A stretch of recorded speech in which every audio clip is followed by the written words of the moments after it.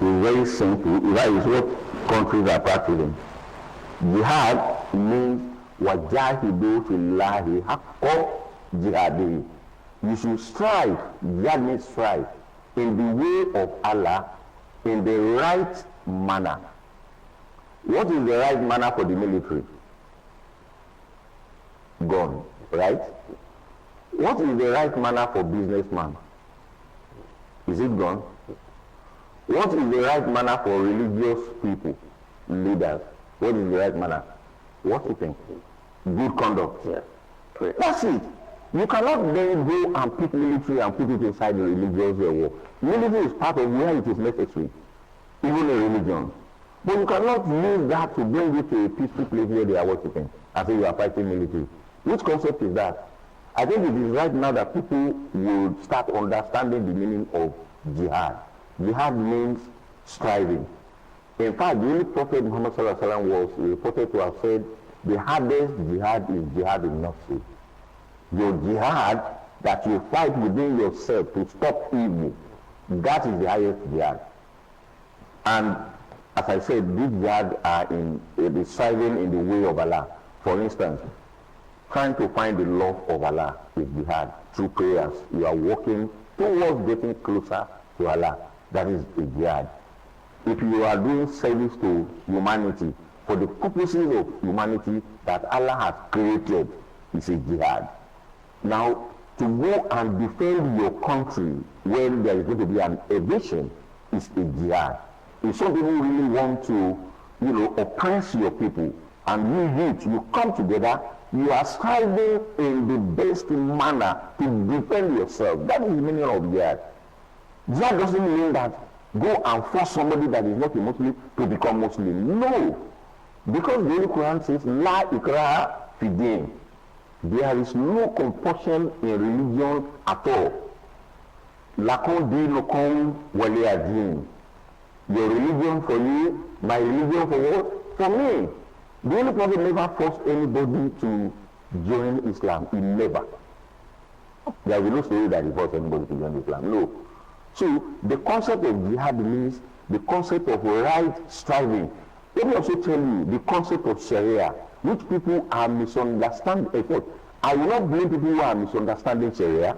I will blame those who are mispresenting Sharia. What does Sharia mean? We have two versions of the Sharia in Nigeria.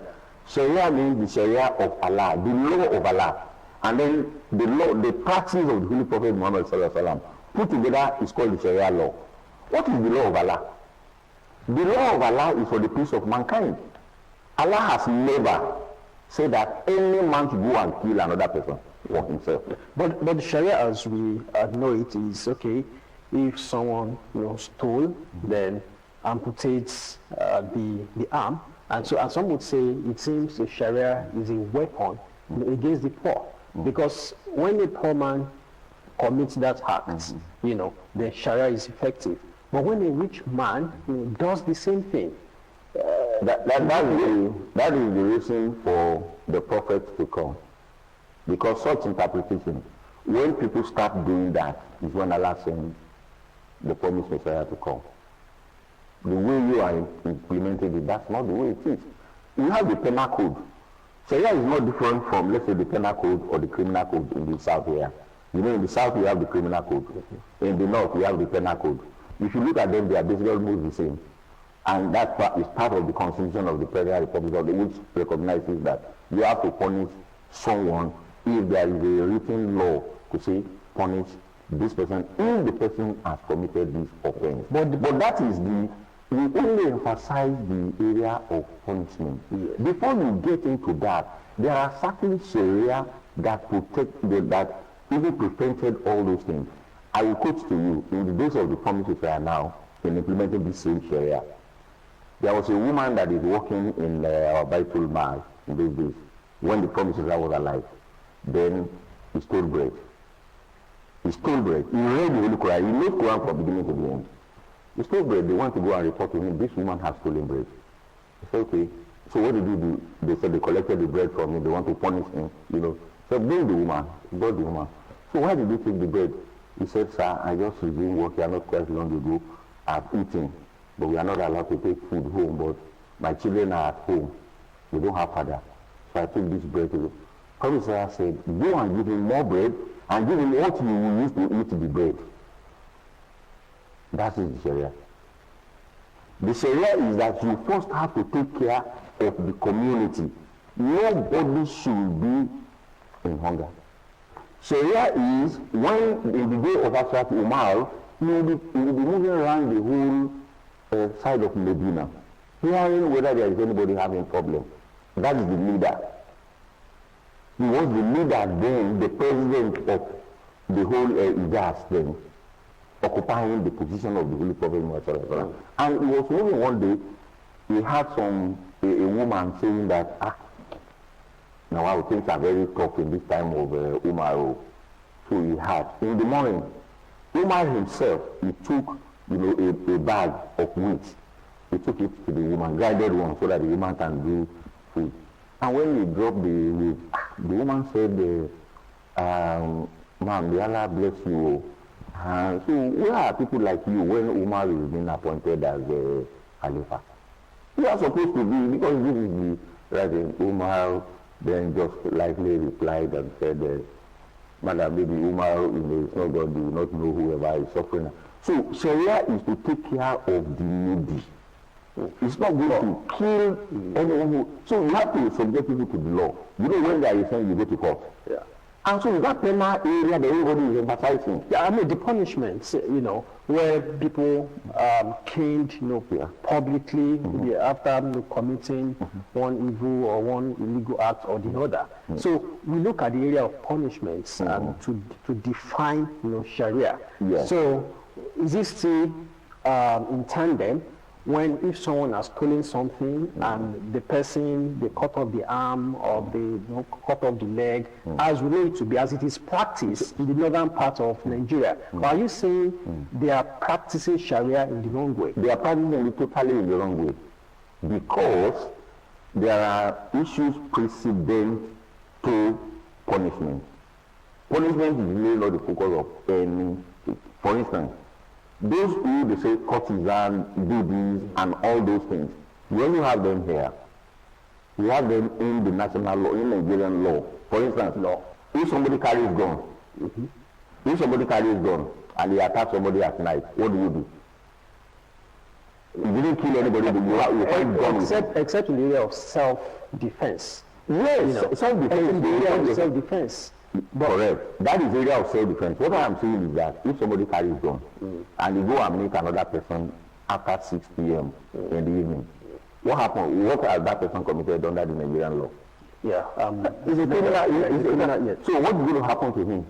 Yeah. When they take him to court, what is going to happen? Prosecuted. And then when man goes, perhaps capital punishment. Correct. And in which most is that if you cut somebody's hand, if you want to do evil, as at that point, anything they can do to you, you need to look at the offense that is going to attract cutting somebody's hand.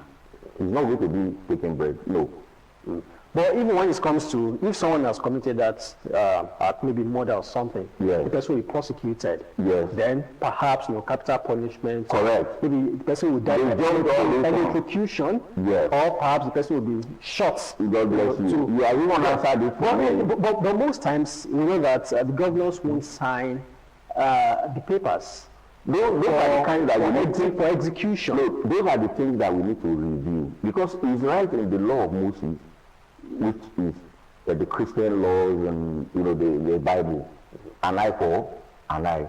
Whatever you do, you are going to be punished in line with that.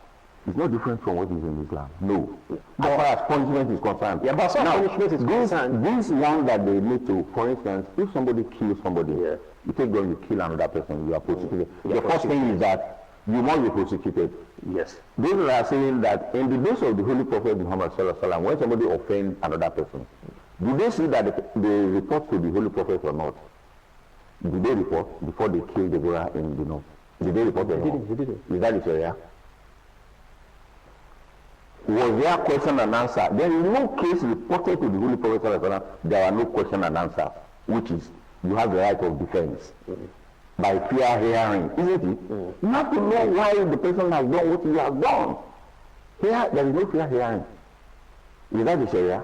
Who practice that? So which prophet? Are they coming up with their own version of Islam, or the one that we read all about? A Jew will come to the Holy Prophet and say, the Holy Prophet, Abu Bakr has done something to me. The boy says, you know Abu Bakr is next. He said, so what has he done? Or Umar has done something to me. He has said something like this. Even they are saying, the Prophet will say, no, you shouldn't have said that. You know, like one of the Jews said, Umar said, the Holy Prophet Sallallahu Allah has placed him above Moses. And he went to report to the Prophet. He said, see what Umar had said about our own Prophet, that Allah has put you on top of our. So the Holy Prophet told Umar, you shouldn't have said that. Let them go about their own religion, we go about our own religion. Jews were reporting to the Holy Prophet Sallallahu. And when there is an issue of capital punishment, you say, go and bring the Torah. Okay. Read the book. Yeah. Whatever is in the book is what is used as punishment. That's what I mean, that we have the penal code, we have the civil code in the south here. So it's the national law that you need to implement. That is the Sharia. But in the Sharia itself, yes, what offense carries cutting off legs, arms? Is when they have committed commensurate offense. Underline the word commensurate. You must have found an element of carrying harm there, or element of forceful. For instance, if some people go to a farm, you know, they want to go and steal, and they have a weapon with them. What do you do when you catch them? Do you leave their hand, or do you cut their hand as a minimal punishment, even under the local law? Under the local law? Yes. I'm not saying expressly in terms of commensurate. What offense what punishment will you give them if they carry arms to go to farm? Yeah, like I said, to go and steal. Aside from the case of self-defense, yes. Now one will still be incarceration, imprisonment, because there's still... No, I'm talking of those who carry arms, who come to the farm, and then they want to go and come and steal cassava, or they want to come and steal. Yeah, that's what I'm saying. Barring self-defense. Defense. You know. That's right. Maybe in terms of self-defense, if you are armed yourself and you are legally armed. Yes, just to attack. In Western world, when only a gun could be legal, at that point it will be fire for fire. In those crimes. Yeah. But here in Nigeria, as a barring self-defense, then the law enforcement agencies will have to dictate, but most times imprisonment. So I'm saying that even in our law, in the national and the civil law, exactly, is it there that people's arms, legs could be taken after committing an offense? Correct. Because what I see most times is imprisonment, and even when you imprison, you have to, like you say, commensuration. Yeah. So there's always this hope that okay, maybe this person could turn a new leaf. That's right. Maybe except in the case of murder, when the person has killed and all of that. I know in some cases we have 25 years imprisonment, 35 years imprisonment. So that's left for the courts, that's left for the law enforcement agencies to decide. But I'm just after, cutting people's arms, cutting people's legs. And imprisonment also, incarceration is a form of punishment too. That is right. What I am saying is that before, like in the Holy Quran, what we have there is, what Jazaa'u Zayyatin make Luha. If somebody has done something to you, you have the right of doing exactly what he has done, but not more. That's what I'm trying to explain. So let's see the rule, and it's also subjected to judgment. Those law enforcement you are referring to is the one I was saying they brought to the Holy Prophet. So it's not somebody that will say, I will cut your hand when you do this without a proper. And I'm saying that if somebody is carrying a knife, when you cut him, and probably he wants to choke or he wants to do something, the judges there are going to look at the circumstance. Oh, you are holding knife. Okay, this law is applicable to him. Cut his hand. So that next time, he will have no hand to say you want to carry knife to do an attack anymore. So which means there's no room for forgiveness. There is no room. No, there is, of course, there is allocutors. Yeah. There is pleading. Allocutors means, you plead, and then you look at the circumstance. But not for those who carry arms. Oh, okay, so they are saying that for those who carry arms, no room for forgiveness. Of course, except the state mercy, that is the prerogative of mercy. Okay. And that is the prerogative of mercy that you said the governor do not execute. So you are saying also in Sharia, there's a provision of clemency? For prerogative of mercy. Yeah, it's in there, it's even in writing. The first law is, an eye for an eye, a tooth for a tooth. However, if you see that it was accidental or something, there is blood money that is allowed to be paid, in Islam. You have to pay the family of the other party that was. For instance, let's say there is an accident, somebody just cross the road, no, then the motor killed that person. The driver will be charged for recklessness. Yes. He's going to be treated as a murder, isn't it? That's going to be the first thing. Yes. Well, he said, no, I didn't, we are not quarreling, so it's really actually not murder, it's manslaughter. When it comes to manslaughter, it means it's accidental. You understand? So the judge is the one to look at it. Is it really murder? Is it really manslaughter? Yeah. If the case of murder is established, that look, this guy is reckless. He had accident maybe twice ago, he's on record, he killed people. The judge might say, look, if you allow this person to go, he will kill another person. Let there be death sentence for him. But let's say he's a first offender. And he now said, okay, I plead I will not do it again. Okay, then they convert the murder to a manslaughter. Then they allow him to pay a blood money. So that's what I mean by the level. The level. You have to subject it to the juries. Yeah. And the juries are then going to recommend. But here, we will leave things that are so important, things that we need to do. We will take one aspect of a small, aspect of it. It's very important. When you say, okay, cut somebody's hand. What has he done before you? The offense must have been written. That this is what he has done. Because nobody will be deemed to have committed an offense unless there is a written code against it. For instance, against theft, against carrying arms. If you are not legally authorized to carry arms, and you carry arms, and when I keep on referring to there is something in the Nigerian law, I do not mean something written expressly, for which the judges have the discretion. Judges also make some implementation, some small laws, to correct certain things. For instance, if somebody goes to a farm to take some food items or whatever, and is carrying a knife, and the owner went to report at the police station, and they arrested the person, and they get to magistrate court, and they said, okay, when you are found there, what were you found with? And he said, I was holding a knife. If the other person said, he actually attacked me with the knife, look at the scare. What do you think the magistrate is going to say? You truly want somebody, but he said, I overpowered him, I also collected the knife, and I come back here. What will happen? There are two options. The first thing is that you can sentence him to death, because he will say you actually want to kill him. Yeah, attempted murder. So if the person says, no, I've used the knife, I want to use it to cut maize, and I didn't actually attempt to. The judge might say, okay, cut his hand, next time he will not be able to do that.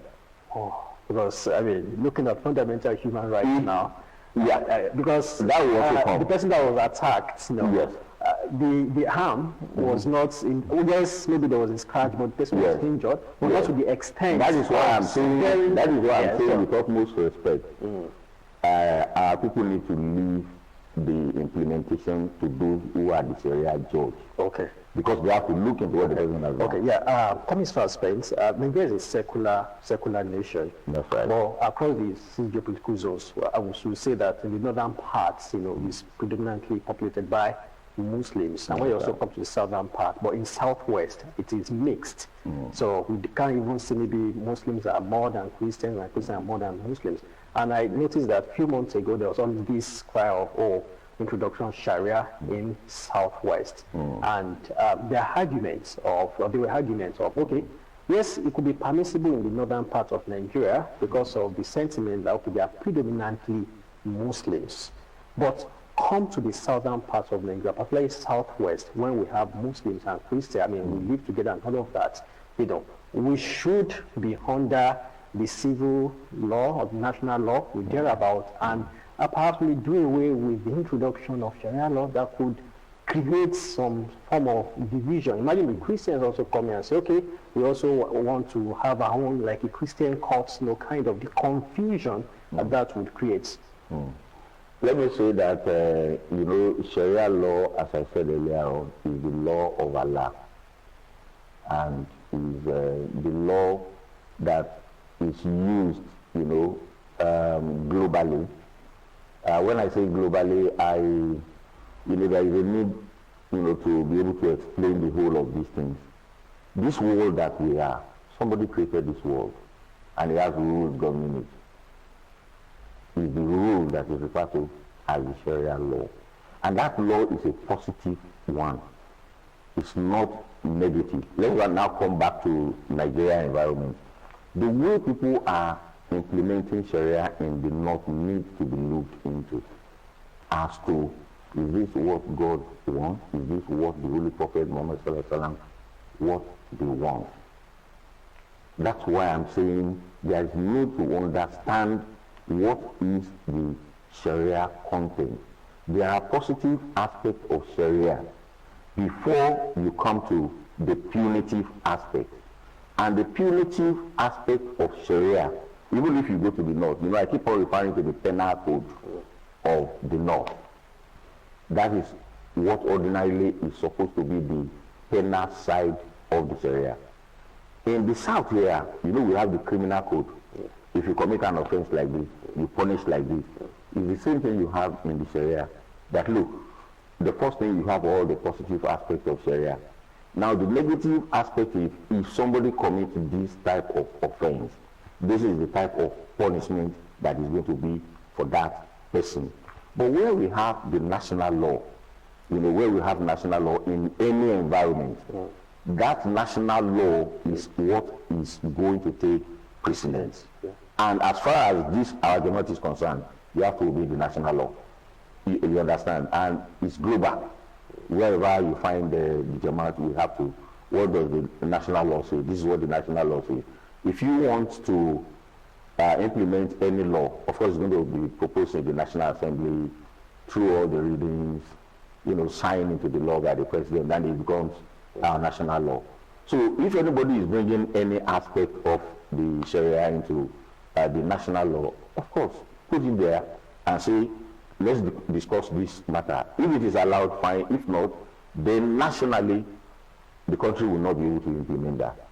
Because if you do that on your own, the law enforcement may now, bounce on you and say, how are you implementing this? So that is the way I think it should. Yeah, a few weeks ago, I had Sheikh Sani Yahya Jagi, he sparked this widespread, outrage when he referred to Christians as infidels, urging Muslims to leverage their population numbers to support, same faith. And yes, mixed reactions, trailed that statement in a way. Some believe he was stoking, fire. That was incendiary, inciting that why should you call, people of other faith, infidel? So why others will say, well, it doesn't matter, they don't believe in what we believe in, so they can't be regarded as infidel. What's your take regarding that statement coming from the popular Islamic cleric? If we talk most, respect, there must be respect for other group, of religion, as we have it in the southwest here. And I know, I'm not too sure even the presidency whether they will be comfortable, with that statement, because nationwide here, whether in the south or in the north, you have mixed people within the same, family. And I have recited one verse sometimes ago that for everybody that has different religions, there is a fundamental rule in the Holy Quran, Lakum dinukum waliya din. Your own religion for you, my own religion, for me. That is the way Islam is. As far as politics is concerned, all Nigerians have equal access to be elected or to be appointed. So it is not going to be based on this sect or that sect, but rather on performance. In the Holy Quran, Surah An-Nisa, chapter 4, verse 59, it is very clear. Almighty Allah says that appoint those who are qualified into position. There he didn't say appoint Muslim or appoint Christian or do not appoint Christian or do not appoint. No. He said appoint those who are qualified into position. And in Surah Al-Qasas, there are two things that we need to look at in appointing people into position. And that is when Prophet Musa, alayhi salatu wasalam, he came to Midian when there is another prophet, Shuaib, there. And when Prophet Musa got there, he met two ladies. And those two ladies, they were sitting down, they have some shepherds, that they could not wash. So, one of the Prophet Musa, approached them and said, what do you want to do? They said, we want to wash this thing. You couldn't. So he took it from them, washed it for them, and then gave them water, gave those stuff to them, they took them home. When they got to their father, they said, Kolat Itdahuma, that is reported in the Holy Quran. Ya Abatis Tajiri'u, we see one man today, we want you to recruit him. Inna Khaira Manich Tajirita Al-Qawiyun Al-Yamin. He said, we want you to recruit him. That is, they are telling their dad, who is Prophet Shuaib, to recruit Prophet Musa, alayhi salatu wasalam, because they said he's Al-Qawiyun Al-Yamin. He is competent and is trustworthy. He's very honest. We want you to recruit him. So the national platform of electing anyone is not based on religion with utmost respect. Everybody have their own view. What we find in the Holy Quran is competence and trustworthiness. I think that answers the question of should Muslims vote for a Muslim candidate? A Muslim, no, not necessarily. If I see a Christian, I can tell you of a life story which I've been involved. When I was in Kwara Police, I remember in those days, people, approached me, they wanted to be president. I said, no, I've come here to read and get at least upper credit, so I won't have time for going up and down. And another person came to me, is of a scripture union, and he said he's interested. And I saw him to be honest. I saw him to be competent. And I told the people, gentlemen, this is the president. And we all voted for him. And he's a Christian. And he has time to be going up and down. Some people don't care. If you have lower credit, if you have 2-2, if you have... But some of us, we are either 2-1 or first class. So we don't say, because if I know that if a Muslim comes to me, and I know he will just take the position, whether he's going to embezzle money, or he's not honest. If I know he's not honest, do you want me to recommend him as against the other guy there? So the Quran had laid a principle, a fundamental one, for the selection and election of people on competence and trustworthiness. Well, Alhaji, what Islam teaches. Islam is a religion of peace. And that is what it teaches us. So it's supposed to be able to bring peace. That's what we expect. But unfortunately, there are two major things that are affecting religion itself. Number one is our nature, our negative human nature. In the nafs al-amara to be su'i. Human being enjoys evil, doing evil. You don't, envy, arrogance, all those kind of things. Greed, for example. Those who are greedy from outside, when they enter religion, they will be greedy. Those who are arrogant from outside, when they enter religion, they will be arrogant. So that is really affecting religion itself. For instance, if you talk about terrorism, how do we have terrorism? It's about greed. It's about lust for power.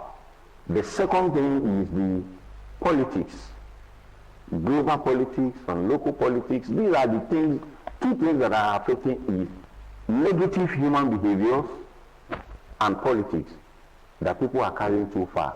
They're not also, I'm not attacking politics also, not because of anyone, because politics is supposed to be a good arrangement, a good governance. That's what politics is supposed to be. But people are now using politics for these three major evils. Number one is greed. Personal greed carried too far. Personal ego carried too far. Personal arrogance carried too far. Now become a racial arrogance. And these are the things that people are using, you know, and also the issue of power and resource control. All these things come with all this. So that is what people are using now to affect religion and to affect even various tribes. Assassination, killing, terrorism. So these are the negativities that Islam preaches against. Those who have those tendencies now coming into religion, they are really causing a lot of havoc.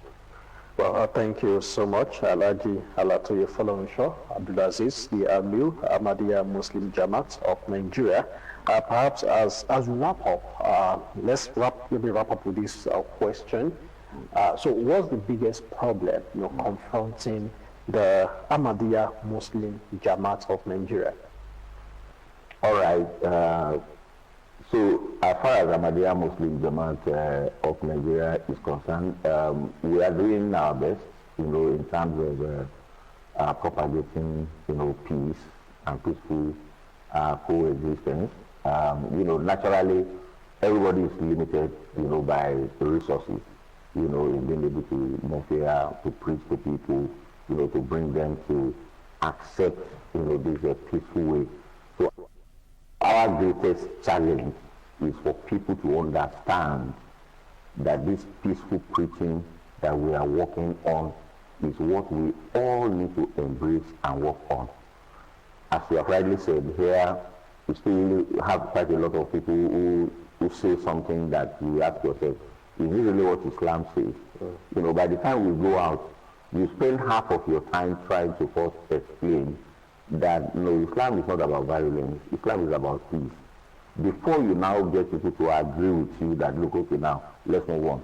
For instance, when Ahmadiyya came into Nigeria in 1916, and then we started in secondary school, secular, mixed education for both Islamic education as well as Western education for people to be educated. Up to a point in time, we have about 52 secondary schools, across the whole country, and this is for people to be educated. So this is, the work we do, but then we are limited, in resources. 52 secondary schools in Nigeria is like a drop in the ocean.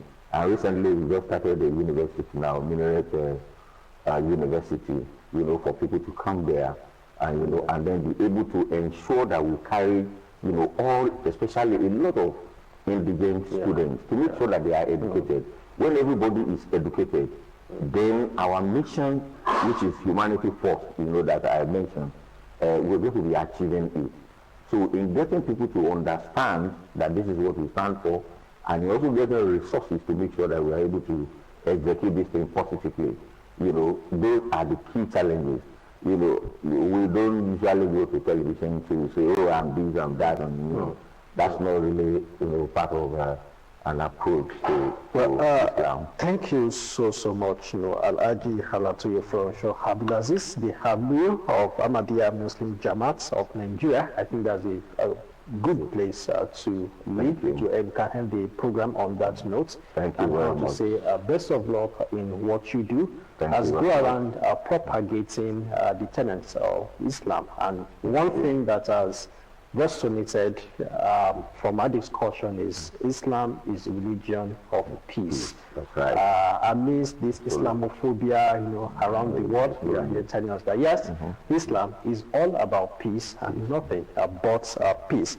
So he is the Amir, Ahmadiyya Muslim Jamaat of Nigeria, and we did touch on, yes, Islam, some perceived gray areas in Islam and politics, as it were, and it has been made some profound contribution to that discussion. So I say thank you very much for coming. Thank you very much for having me. We appreciate it. Yeah. So till next week when we come your way again with another eminent personality, I say to you, stay safe and stay out of trouble. Bye for now.